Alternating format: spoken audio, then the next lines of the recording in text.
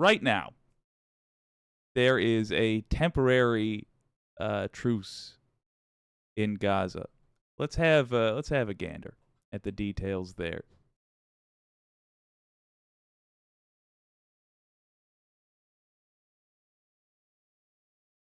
More hostages freed on fifth day of Israel-Hamas truce. This is an article by CNN. A new group of hostages held in the Gaza Strip was released Tuesday as the truce between Israel and Hamas extended into its fifth day. The last day is set to be Wednesday, although diplomatic efforts are underway to maintain the pause in fighting.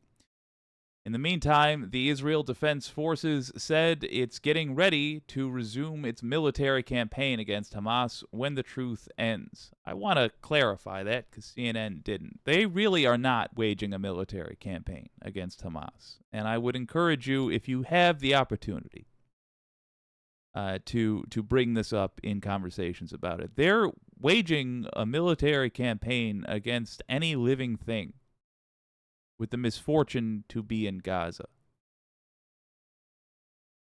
Hamas released 12 more hostages Tuesday, 10 Israelis and 2 Thai citizens, according to the IDF and the Israeli Prime Minister's office. Some of the Israelis hold dual citizenship. The Hostages and Missing Persons Families Forum in Israel said no Americans were released, even though the White House previously said 2 women were expected to be freed as part of the deal announced between Israel and Hamas last week. Palestinian detainees freed. In compliance with the truce agreement, a total of 30 Palestinians were released Tuesday from Israeli prisons in Daman, Megiddo, and Offer, the Israeli Prison Service said.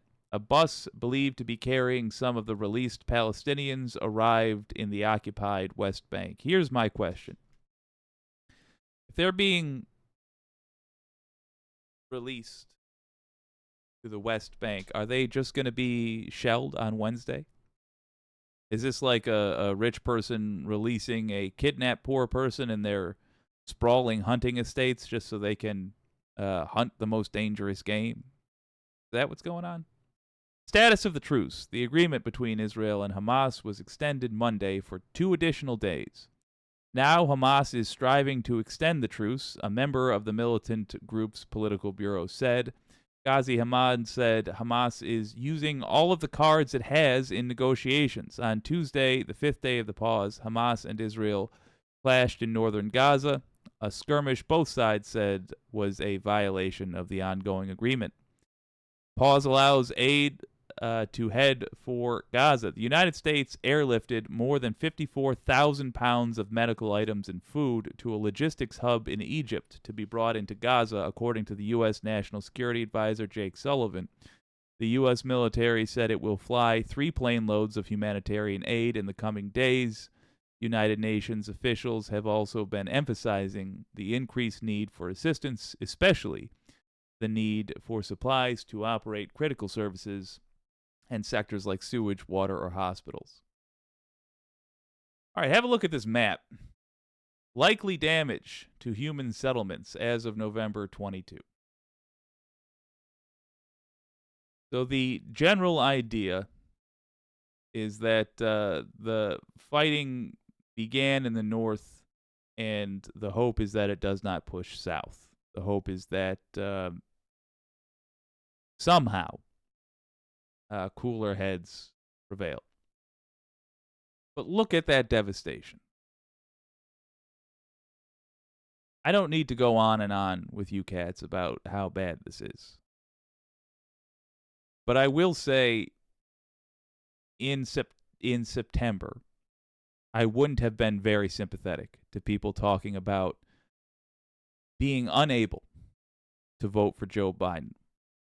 I'm of the belief that you vote for Ed Gein as president, the serial killer Ed Gein, if the other option is John Wayne Gacy, a worse serial killer.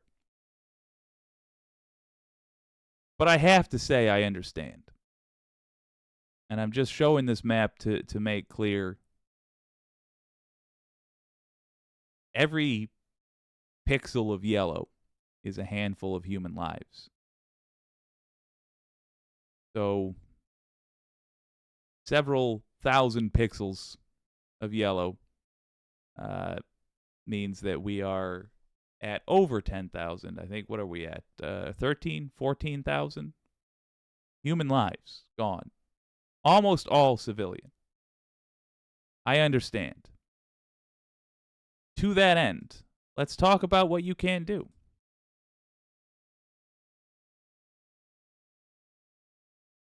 Folks, I'm of the belief that our biggest flaw in the United States is the obsession over the presidency. I understand why. If you are looking at politics generally, it helps to look at the top and concentrate on that position because it's one person. It's one thing to learn. I do understand. But the fact is, the president is not as important as Congress. The collection of our representatives is the most important thing to worry about. We do need to make sure, for the sake of appointing Supreme Court justices, we need to make sure it is a Democrat. Also, for the sake of signing the things that we get passed. But frankly, a president can only veto a bill once. So if we have a progressive Congress, that means House and Senate. So we vote twice. We push through a bill that says Medicare for all. Here's how we do it. President vetoes it because they're half a devil or whatever. We vote on it again. President can't veto it the second time. The president is not a king. We keep treating it like that. We keep allowing them to act like kings. With Bush, we just allowed war to go on forever and ever and ever and ever, even though very clearly the president was not supposed to have the power to unilaterally declare war. We let it be a conflict instead of a war, the difference being nothing. So what can you do? You've got a president who is failing to stop our, for some reason, ally from massacring civilians. What can you do? You can make sure that there are progressives in Congress. The best way to do that, rather than trying to turn centrists into progressives through a pressure campaign, is just replace the centrists. Primary season is here. I would very much recommend that you look at your level. You look locally. Look in your district. Find who is running. If there is nobody other than a centrist Democrat running, you challenge them in the primary. You won't succeed. But you will demonstrate for them with the number of people you get behind you. You will demonstrate for them how much of an appetite there is for progressive policy. And yeah, you'll eventually get eaten up by the Democratic machine. Good. Then you don't actually have to do the hard work of the job.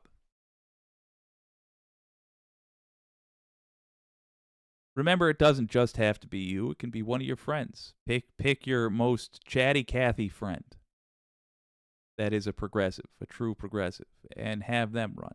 But challenge these devils. Challenge them. It's easy for me to say my representative is Rashida Tlaib.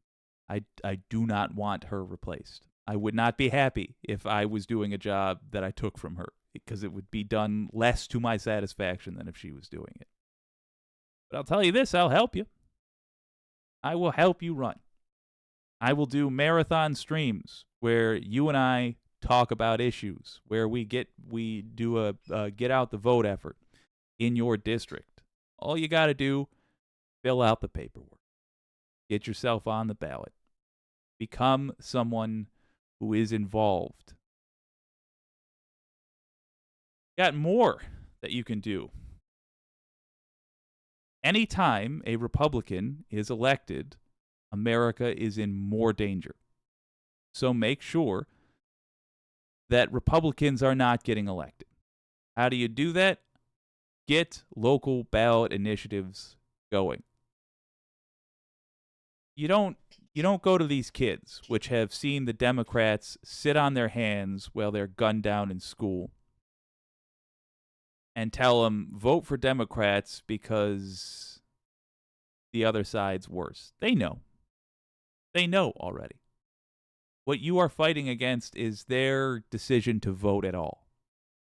You're fighting against apathy, which is tempting. People's lazy bodies are looking for excuses not to move. And if you feel like Democrats are just a hair better than Republicans, but F them anyway, you might not vote.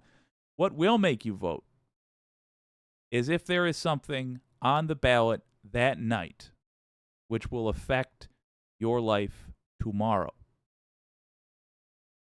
If pot is legal in your state,